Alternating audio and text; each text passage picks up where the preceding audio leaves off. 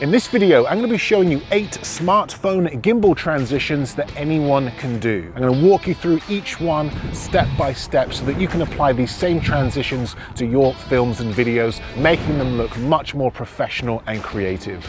It's coming up. Hey everyone, Steve here from Learn Online Video, and today I'm in Plymouth in the southwest of England, where I'm going to be showing you 8 smartphone gimbal transitions that will instantly take your mobile filmmaking to the next level. These transitions are a great creative way to take your audience from one shot to another. Helping me on this shoot today is Han Fisher, a model, photographer, snowboarder, and all-round talent. I'm going to be shooting everything on the iPhone 11 and combining that with the all-new Zhiyun Smooth Q3, a great gimbal for these types of shots. I'm going to show you how to shoot each transition, and at the end of this video, I will edit all of these transitions into a sequence using music, color grading, and sound effects to see what results we get. As always, all gear used in this video, as well as my camera settings, will be linked in the description below. But with all that out of the way, let's jump straight into this tutorial with transition number 1. The match cut, the easiest transition of them all. Nice and simple, this one. I'm going to start by framing my subject in the center of frame, lock focus and exposure. Now walk backwards whilst your subject walks forwards, keeping them in the center of frame at all time. Then repeat this process at as many different locations as you like, replicating the same framing each time. Then edit all of these clips together to create an effect where your subject's environment changes as they walk. Also, be sure to experiment with different focal lengths. Shooting with a wide-angle lens works great with this effect. And try experimenting with your framing and camera movement. This effect also works great from the side, walking parallel to your subject. Okay, next up, the wipe. Again, we're going to walk parallel with our subject for this one, only this time we're going to use something in the foreground to wipe through the shot. I'm going to use this concrete pillar. Okay, we're tracking forwards and the concrete pillar wipes past the shot. Let's see that again and hold it there. This is what we're looking for. We want to try and fill the entire frame with something in the foreground. This is how we're going to end shot number 1. This time I'm going to start my shot from behind the concrete pillar and then reveal my subject as she walks towards me, keeping the same pacing and movement as shot number 1. Now let's edit these 2 shots together. Okay, let's see another example. This time, I'm going to use this tree for shot number 1. I'm then going to change locations and use this tree for shot number 2. Let's take a look.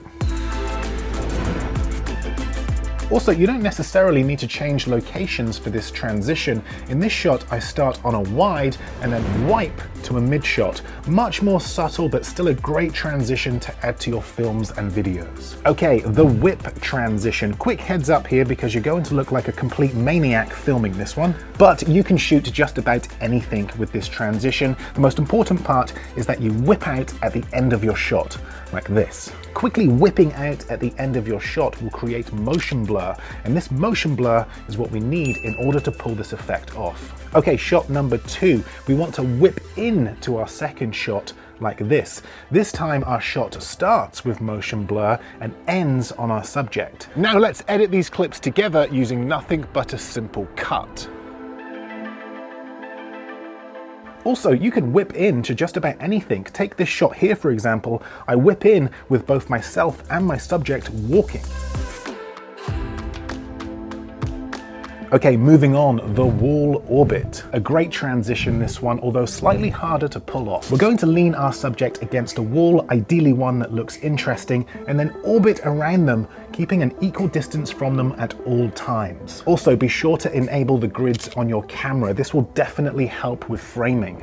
I try to keep my subject in the center with their eyes on the top horizontal line. Again, repeat this process at as many different locations as you like, keeping the same framing each time. Now for me, these shots always seem a little bit too slow, so I like to speed them up in the edit and add some sound effects. This creates a much more seamless transition.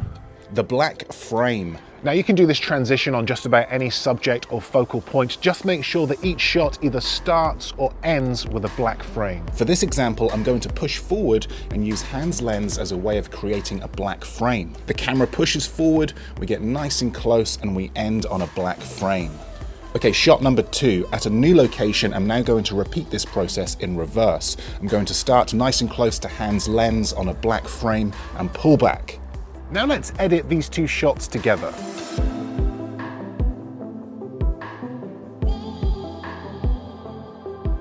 Okay, next up, the through the floor transition. One of my favorites, this one, and it's nice and easy to pull off. Now for this transition, I'm going to put my gimbal in lowrider mode because I want to get my lens as close to the ground as possible. I'm going to cue my subject to walk through the frame whilst moving my camera down towards the ground. The aim of the game here is to get your camera below ground level. This is what we're trying to achieve. We want the end of our shot to look as though it's gone all the way through the floor. Okay, shot number 2, we're now going to start with our camera high up against a ceiling or roof. The cavity in this car park will work great. Again, I'm going to cue my subject to walk forward and pull my camera down towards the ground. Again, be sure to experiment and get creative with this transition. I got lucky at this location and found a heap of dirt, so I was really able to sell the idea that the camera was traveling through the ground. I then combined this with a shot where my subject walks towards the camera to create a black frame. So as you can see, we're now starting to link one transition to another. The rotate. Now, one of my favorite features of this gimbal is vortex mode. In this mode, when I push my joystick up or down, it gives me complete control of my roll axis, allowing me to get much more creative with these transitions. Shot number 1, I'm going to walk towards my subject whilst rotating my camera and end on a black frame. Okay, shot number 2. This time I'm going to start on a black frame, pull back whilst rotating my camera and have my subject walk forwards. This is the result.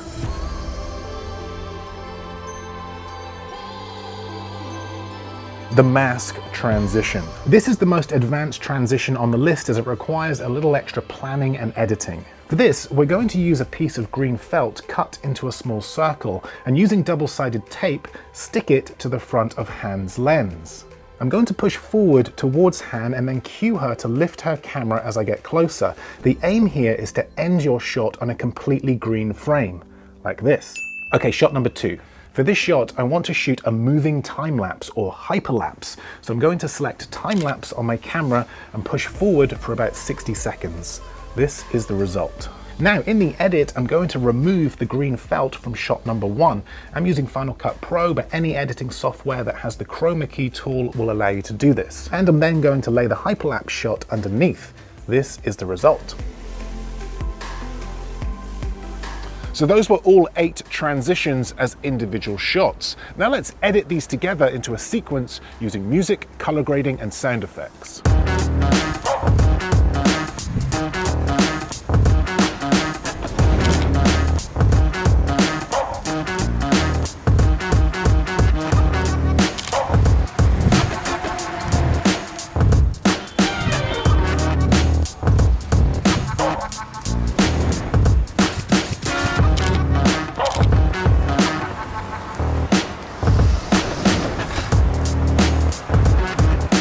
So as you can see, when you edit these transitions into a sequence, the footage really comes alive. If you found this video useful, do let me know by giving it the old thumbs up. A big thanks to Han Fisher for helping out on this shoot. I will link her Instagram below.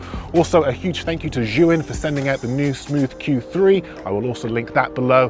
And if you'd like to see more content like this, learn more about video production, you can do that by watching one of my other videos just over there. But that's it from me. Thanks for watching, and I will see you in the next video.